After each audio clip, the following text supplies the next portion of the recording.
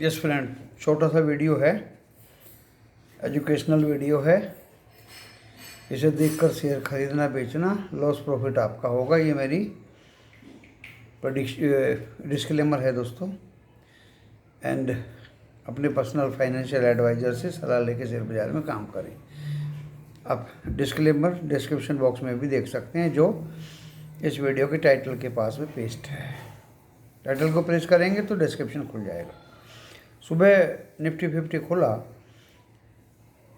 और दोस्तों देखने के लिए 18,178 टच किया, दिखाई दे रहा हो, वैसे वहाँ रुक नहीं पाया और सीधे के सीधे 18,040 पे आके रुका। और वहीं से दोस्तों नीचे 18,020, फिर 35, फिर 15, फिर 30, वही स्टाइल गिरने का उसने ऑप्ट कर लिया। 18,000 तोड़ के वो नीचे रहा और पूरे दिन नीचे टाइम पास करता रहा दोस्तों। एंड एक बार 18,048 भी टच किया, जो मेरा प्रेडिक्शन था कि भाई वहाँ तक आएगा। और उसके बाद में दोस्तों 48,082 पे बंद हो गया। तो है क्या दोस्तों कि वीकनेस है। इसे कंसोलिडेशन कहो या वीकनेस कहो या फेड के ब्याज दरों की आज बढ़ोतरी का इंतज़ार कहो। ऐसे ही बैंक निफ्टी जो कमज़ोर दिखाई दे रहा था दोस्तों, दिखाने के लिए 41,474 टच किया, लेकिन वहाँ किसी को कुछ उसका फ़ायदा नहीं मिल पाया। फिर 41,270 आया, फिर 41,300-400 के बीच में ही 1 घंटा 2 घंटे के आसपास रहा दोस्तों, और वहीं से सने सने गिरता रहा। इवन 18,062 भी आया एक बार और 18,082 पे लगभग बंद हो गया। वो 41,060 भी आया एक बार। 41,474 सुबह गया था, 41,280 के आसपास आके रुका, फिर 41,300 और 400 के बीच में रहा, फिर 41,60 भी आया एक बार और 41,146 पे बंद हो गया।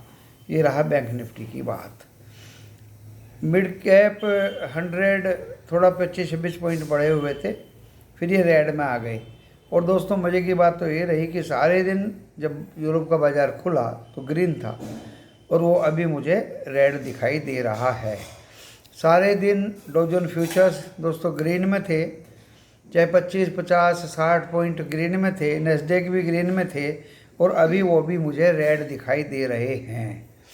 और दुनिया भर में कुछ लड़ाई झगड़े की भी आवाज़ ज़्यादा ज़ोर से खड़खड़ा रही है, उसका भी शायद मिला जुला असर हो। तो फेड के तो आज ब्याज दरें बढ़ी हुई आपको 11:30 बजे रात्रि में पता चल जाएगा। कल इमीडिएट आरबीआई की मीटिंग भी है, वो भी ब्याज दरें बढ़ाने के लिए ही रखी गई है दोस्तों। एंड मैंने पहले बता दिया था कनाडा में 70 बेसिस पॉइंट था, लेकिन उसकी जगह 50 बेसिस पॉइंट बढ़ा, तो उससे थोड़ा सा बल मिला। डॉ जोन्स एंड इंडियन बाज़ार मार्केट शेयर बाज़ार को बल मिला फेड की कमेंट्री से, जो वाइट हाउस से बार बार, पेंटागन से बार बार जो कमेंट्री और जो व्यूज़ आते रहे कि इस बार ज़्यादा नहीं बढ़ेगा या बढ़ेगा तो अगली बार ज़्यादा नहीं बढ़ेंगे। उसी को देख के दोस्तों बाज़ार कंसोलिडेट यूएस के 2 दिन से हो रहे हैं, ऊपर खुलते हैं नीचे बंद हो जाते हैं।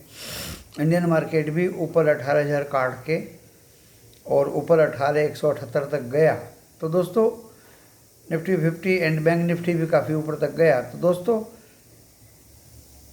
इसे कंसोलिडेशन कहो या इसको वेट फॉर वरी कहो, और मिला जुला जो लड़ाई झगड़े का माहौल दुनिया भर में बन रहा है उसका भी असर आप कह सकते हैं दोस्तों। तो बादल तो चारों तरफ से मंडरा ही रहे हैं, लेकिन रिस्क तो लेना पड़ता है। इतने सस्ते निफ्टी 50 एंड बैंक निफ्टी पे एक लोट कोल का लेके, और अगर किसी को कुछ फ़ायदा होता है तो कल हो जाएगा, क्योंकि पिछली बार जब रेट बढ़े नहीं थे, 75 बेसिस पॉइंट ही बढ़े थे, उससे पहले भी बढ़े थे, अभी 4th टाइम है ये। तो दोस्तों हो सकता है थोड़ा बहुत स्टैग्नेंट रहे कल बाज़ार, और या 150 पॉइंट बढ़े। निफ्टी 50 एंड बैंक निफ्टी की बात कर रहा हूँ, on the basis of US Dow Jones and Nasdaq. and even Dow Jones futures in the morning tomorrow and Asian markets. बाकी तो छोटे मोटे लड़ाई झगड़े तो देखिए युद्ध ये तो दुनिया में चलते ही रहते हैं, और अभी तो इतना ज़्यादा भीषण कहीं युद्ध कोई बंदर वाली भभकी दी जा रही है एक दूसरे को, वार ऑफ वर्ड्स हो रहा है। हकीकत वार तो यूक्रेन और रशिया में है, एंड दिन भर कमेंट्री करके लोग अपनी अपनी यूट्यूब को गर्म रखते हैं, ऐसा मेरा मानना है। अभी कोई ऐसा भीषण युद्ध दिखाई नहीं दे रहा। वही रशिया यूक्रेन में चल रहा है, वो दोनों पहले रशिया ही थे, उनकी आपसी बात है। अब एक तरफ से कोई यूएस साथ हो जाए, दूसरी तरफ से कोई सऊदी के साथ हो जाए, या नॉर्थ कोरिया वाला साथ हो जाए, तो दोस्तों साथ होना अलग बात है, युद्ध में शामिल होकर सामने आमने लड़ने का मामला अलग होता है। उसका भी असर तो वैसे बाजार दुनिया भर में पड़ सकता है, लेकिन अभी उसके लिए समय है। अभी तो ब्याज दरें और इन्फ्लेशन इसी से ही मुकाबला किया जा रहा है, और शेयर बाजार जिस तरह से बढ़ रहे हैं दोस्तों, करेक्शंस भी ड्यू हैं इंडियन मार्केट में। एंड यूएस मार्केट के तो डो जोन्स एंड नैस्डैक थोड़े से बढ़े ही हैं।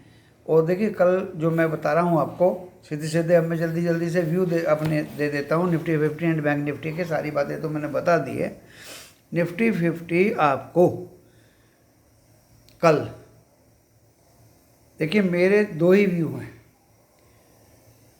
या तो बहुत ऊपर जाएगा और या बहुत नीचे जाएगा।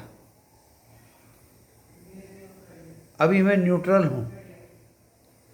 ऊपर जो रेजिस्टेंस है निफ्टी 50 का दोस्तों वो 18,178, दूसरा है दोस्तों 18,280, तीसरा 18,332। सपोर्ट निफ्टी 50 का दोस्तों पहला सपोर्ट है 19,990, दूसरा 19,925 एंड तीसरा दोस्तों 17,990, 17,925 एंड 17,700 मेजर सपोर्ट हैं दोस्तों ये तीन। अब आ जाइए बैंक निफ्टी पे। बैंक निफ्टी रेजिस्टेंस डेफिनेटली 41,560, 41,990 और 42,440 अभी भी इंटैक्ट हैं। सपोर्ट अब राउंड फिगर में दोस्तों 40,852, 40,550 एंड 40,000 इन राउंड फिगर। ये मेरे तीन सपोर्ट्स हैं बैंक निफ्टी को कल के लिए।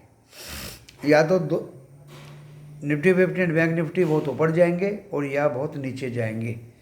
कल इस तरह का कंसोलिडेशन जैसा आज हुआ है वो नहीं होगा। ओके, ये मेरा क्लियर कट व्यू है। एंड अभी मैं न्यूट्रल हूँ दोस्तों, ना ही मैं ज़्यादा ऊपर की बात करूँगा अभी क्लियर कट, और ना ही ज़्यादा नीचे की करूँगा। व्यूज रेजिस्टेंस सपोर्ट्स मैंने दे दिए हैं। देखिए इसलिए नहीं करूँगा, मानते हैं यूएस ने फेड के इंटरेस्ट रेट 50 बेसिस पॉइंट बढ़ाए, तो देखिए बाजार का बढ़ना निश्चित है। प्रॉफिट बुकिंग होके नीचे आ जाए वो दूसरी बात है। और जहाँ तक लड़ाई झगड़ा और युद्ध की बात है वो दुनिया भर में है, ये तो आपस में छोटी मोटी भिड़ंत होती रहती है। वार ऑफ वर्ड्स बोलते हैं इसको, ये चलता रहता है। तो इतना ज़्यादा अभी भीषण मामला नहीं है, ये बहुत दिन से देखा जा रहा है दोस्तों। बट अगर 75 बेसिस बढ़ाया तो कोई ज़्यादा फर्क बाजार में पड़ेगा नहीं, ऊपर ही जाएगा कंसोलिडेशन के बाद। और 100 बेसिस पॉइंट बढ़ा दिया दोस्तों, नीचे आने की पूरी संभावना है। अभी भी मेरा वही व्यू है जो सुबह था या कल था। अभी भी मैं अपने व्यू पे इंटैक्ट हूँ और मेरी न्यूट्रल पोजीशन है आज इस समय पे। कुछ भी हो सकता है, आप वेट एंड वॉच करिए, क्योंकि जब ये ब्याज दरें और ये मामले छोटे मोटे निकल जाएं तो एक रात की बात है दोस्तों, कल के बाद भी आप पैसा कमा सकते हैं। तो देखिए मैंने तो कोई पोजीशन कैरी का ज़्यादा एडवाइस दिया नहीं। जो कैरी करे वो अपने रिस्क पे करे। ओके, और कैरी भी करनी है तो 10 नवंबर की करें नेक्स्ट एक्सपायरी, क्योंकि कल तो मामला जो है वो ख़त्म होने ही जाएगा। एक्सपायरी है दोस्तों, एक्सपायरी में कोई ख़ास प्रेडिक्शन चला नहीं करती। फ्यूचर्स में, ऑप्शन में दोस्तों कुछ अच्छे स्टॉक जो बहुत ज़्यादा बढ़ चुके थे उनमें मुनाफा वसूली हुई, जैसे डिवीज़ लैब, अपोलो हॉस्पिटल, इस तरह के स्टॉक्स में ऊपर से ही मुनाफा वसूली हुई दोस्तों। एंड कुछ में दोस्तों कॉल ऑप्शन में तेज़ी आई, जैसे ओएनजीसी है, अरबिंदो फार्मा है और दूसरे जो हैं फार्मा स्टॉक्स कुछ हैं। तो दोस्तों ये तो कहीं तेज़ी होती है कहीं मंदी होती है, डिपेंड्स करता है उनके रिजल्ट्स पे, डिविडेंड पे, बोनस पे, आउटकम पे, परफॉर्मेंस पे। तो ये तो आपको अंडर स्टडी करके ही पता चलेगा। तो अपनी अपनी पोजीशंस 10 नवंबर तक तो नॉर्मल हो जाएगा सब। अगर कल बाज़ार गिरा भी तो अपनी अपनी पोजीशंस को आप संभाल के रखें। कम से कम पोजीशंस मार्केट भी बोल रहा था, साफ क्लियर बोल रहा था कि आप कम से कम पोजीशंस को कैरी करें। तो दोस्तों ये मेरी एक एजुकेशनल शिक्षा है, आप लोगों को एक सीख है कि ऐसे माहौल में क्या करना चाहिए और कैसे आगे बढ़ना चाहिए। इसी के साथ इस वीडियो को मैं विराम देता हूँ। नमस्कार।